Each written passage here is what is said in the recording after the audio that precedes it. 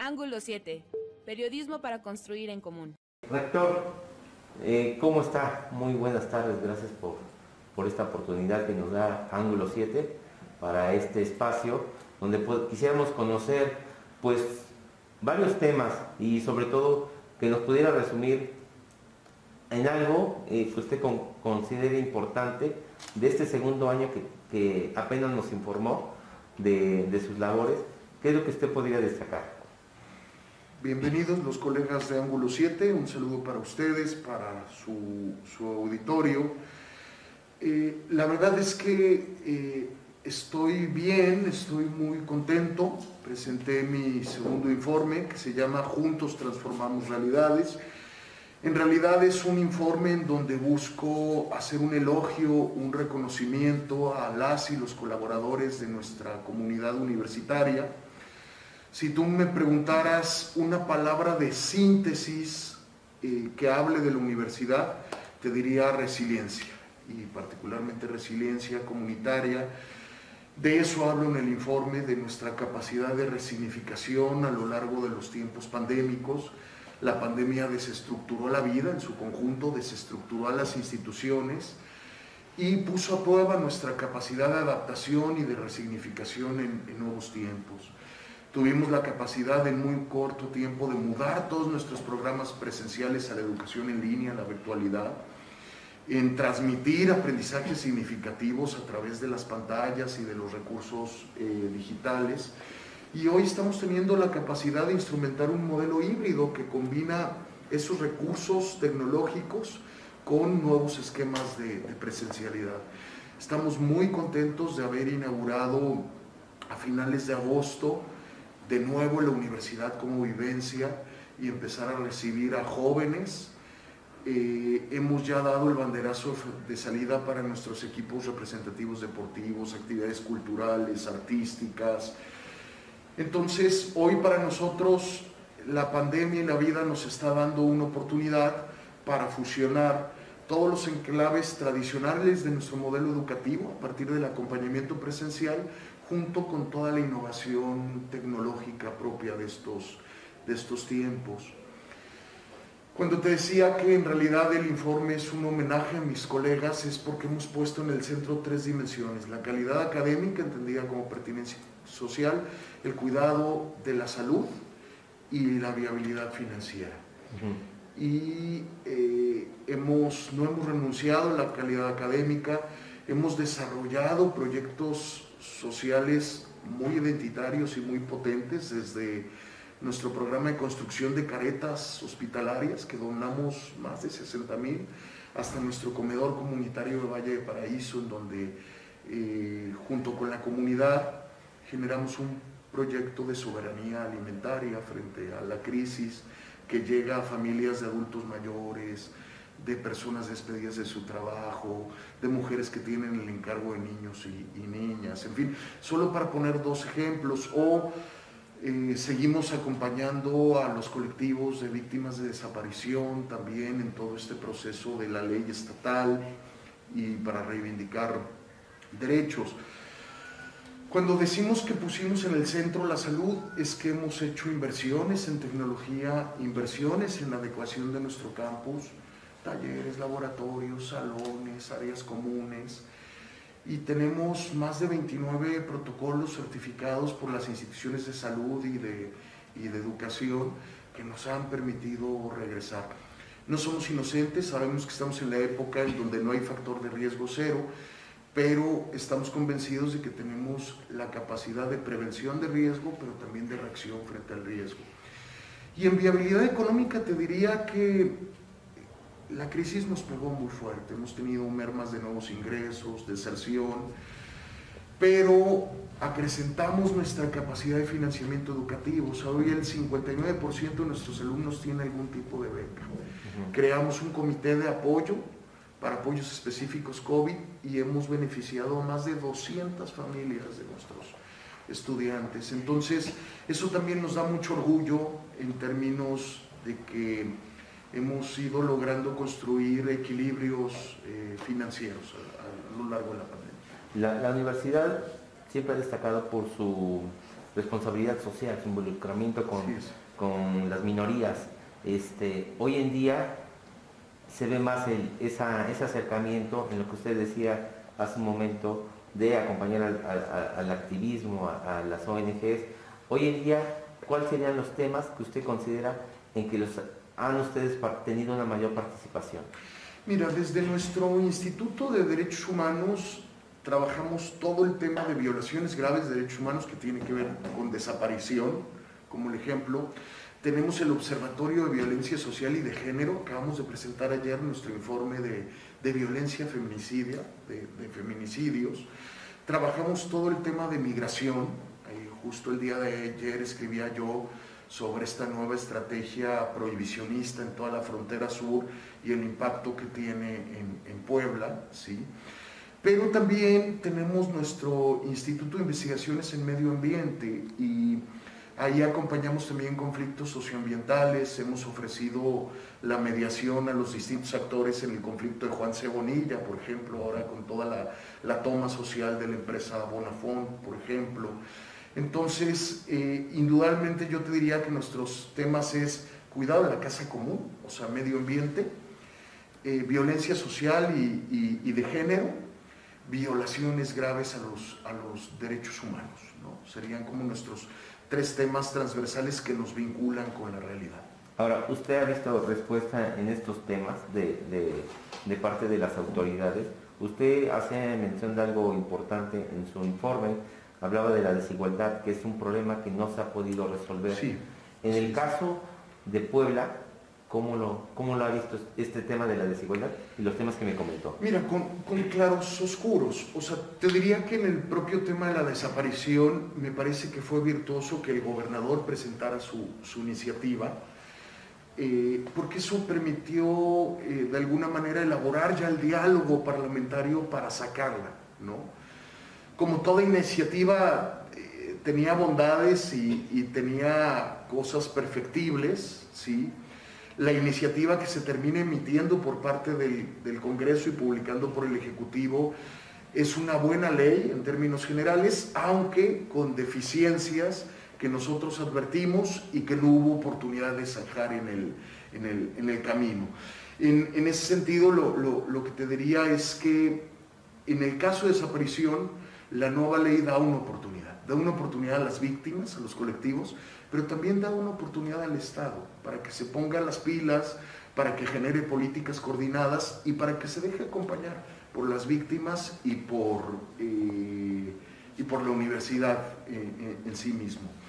Nosotros ubicamos la pandemia como un síntoma de una crisis de mayor calado. Y lo que consideramos es que la verdadera enfermedad es una estructura de poder patógena, la verdadera enfermedad es un modelo hegemónico que ha generado muchas asimetrías y desigualdades. Y hay 2 expresiones cruentas alrededor de la pandemia. La concentración económica, o sea, más de 200 millones de personas alrededor del mundo entran a la pobreza. Mientras que a las 1000 personas más ricas del mundo solo les llevó 9 meses recuperar sus pérdidas. Mientras que a las 10 personas más ricas del mundo no solo no tuvieron pérdidas, sino que han ganado alrededor de 540,000 millones de dólares. Esa es la simetría. Y eso tiene una traducción en México y en Puebla. O sea, los estudios tendenciales desde el 2019 hasta el 2021 de movilidad social indican que de 7 de cada 10 mexicanos nacidos en la pobreza nunca la abandonarán en su vida.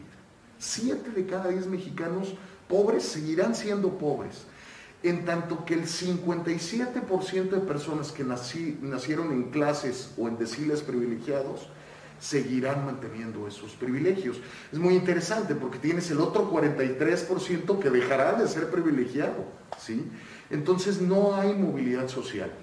En Puebla hay una gran expresión de eso, teniendo la ciudad más desigual en todo el país. Puebla es la ciudad más desigual, en donde tienes expresiones de opulencia, de poder económico y político muy fuertes, y tienes expresiones de pobreza tremenda. Por eso es que reivindico yo mucho nuestro programa del comedor comunitario, que aunque es un comedor pequeñito, da cuenta de nuestra perspectiva universitaria. O sea, ahorita hay que asistir al grado de la soberanía alimentaria, ¿no? De ese nivel son. Y la otra expresión cruenta de la pandemia es la crisis de calentamiento global. O sea, y eso es otra agenda fundamental para el gobierno de Miguel Barbosa y a nivel federal también. O sea, a ver, una expresión que a todos maravilló en los meses iniciales de la pandemia era como animales de la vida silvestre se empezaban a reapropiar de sus lugares naturales, ¿no? Y veíamos cómo regresaban delfines a las laderas cercanas de las playas, y otros animales silvestres regresaban incluso a las ciudades. No, pero en recientes meses hemos tenido expresiones de calentamiento global como incendios tremendos en Norteamérica, en nuestro país, en Europa, ahora las inundaciones, ¿no? O el calentamiento de los dos polos, tanto el sur como el norte. Entonces nos parece que hoy los gobiernos de los distintos niveles, y particularmente el estatal, ya no puede dar tregua al tema del calentamiento global. Entonces, bueno, pues tenemos uno de los ríos más contaminados de México que cruza la parte central de nuestro estado. Entonces, o todo el tema de la calidad del aire, o todo el tema de la desertificación de los bosques en Puebla. Entonces, creo que esos son los temas centrales: la desigualdad, el enfrentar la crisis económica con la reactivación, el tema del calentamiento global y el tema de la inseguridad. Me parece que son los fundamentales para la agenda del Estado.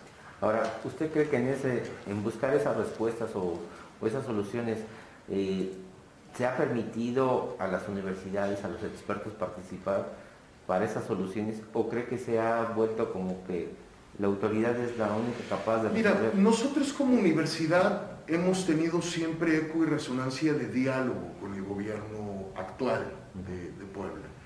Nos vinculamos con el sistema estatal DIF, nos vinculamos con la Secretaría de Educación, nos vinculamos con la Secretaría de Igualdad Sustantiva, nos hemos vinculado con la Secretaría de Gobierno o de Gobernación, hemos tenido diálogos con la Secretaría de Movilidad. Ahora, lo que nos parece muy crítico es que sí creemos que hoy desde el poder público se auspicia la polarización. Lo mismo que desde el poder privado. Entonces me parece que unos y otros construyen una interpretación muy básica de la sociedad entre blancos y negros, o amigos o enemigos, o adversarios o aliados. Y nos parece que la expresión social es mucho más compleja en México y en Puebla, que hay claroscuros, que hay más diversidad, que hay más pluralidad. Y ahí las universidades no solo tenemos una palabra, sino un papel social, porque yo lo que te diría es que más allá de los partidos y de la clase política, tenemos que empoderar un proceso social en donde las diferencias se expresen, que no nos limiten ni nos encasillen como amigos o enemigos. Y para eso la universidad es un ágora, la universidad es una expresión para generar masa crítica de pensamiento. Y ahí lo que nosotros le decimos a los políticos y al poder público es que hay que apostarle las diferencias a la diversidad y hay que construir en ese México. Y en esa construcción se pueden encontrar respuestas a todos estos problemas a corto plazo. Bueno, es que para eso están los gobiernos. O sea, es decir, hay temas, hay estructuras históricas en nuestro país, ¿sí? Como las de corrupción, por ejemplo, que sin duda no las vas a desentrañar de un día para el otro, probablemente ni en el ejercicio de todo un gobierno, pero lo importante es ir sentando las bases de perspectiva para así pues lograrlo. Hoy en día usted ve que el tema de la corrupción se ha ido abatiendo o ha sido como un espejismo.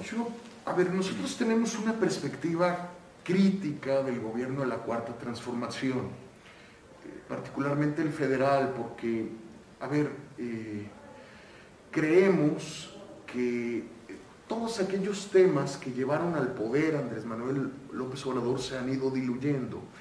Y hoy ponemos en duda que en la segunda mitad del sexenio pueda haber una cuarta transformación. Y me refiero a temas muy críticos, por ejemplo, la política y la estrategia del gobierno federal frente a la migración hoy, ¿no? es inhumana la estrategia, incurren en violencia, en violación de derechos humanos. O el tema de la preponderancia del ejército. El ejército ya no solo está en temas de seguridad, ya está en temas de vacunación, de libros de texto, de infraestructura. Eso nos parece muy delicado. O su perspectiva sobre los órganos constitucionales autónomos. Nos parece que hay que hacer un análisis más profunda o con la libertad de expresión. Entonces, en esos términos nosotros decimos que un gran pendiente del gobierno federal ha sido el combate a la gran corrupción. O sea, todos estos juicios, esos procesos judiciales que nos iban a dar verdad y justicia, se han ido diluyendo. O sea, ¿qué pasó con el caso Robles? ¿Qué pasó con el caso Lozoya? ¿Qué pasó con Odebrecht? O sea, se han ido quedando en el tintero. ¿La pandemia se ha vuelto un pretexto para las autoridades en el tema de avanzar? No, yo creo que la pandemia sí ha sido algo inesperado, ha sido algo retante, ha sido algo para la que ninguna institución y Estado ha estado preparado, y que en esa medida la pandemia ha rebasado a todos, ¿sí? Sin embargo, frente a ese entorno sí ha habido distintas capacidades de respuesta. Y ahí se han expresado mucho las desigualdades estructurales. O sea, hoy, ¿cuáles son los principales países que han tenido un acceso preferente a la vacuna?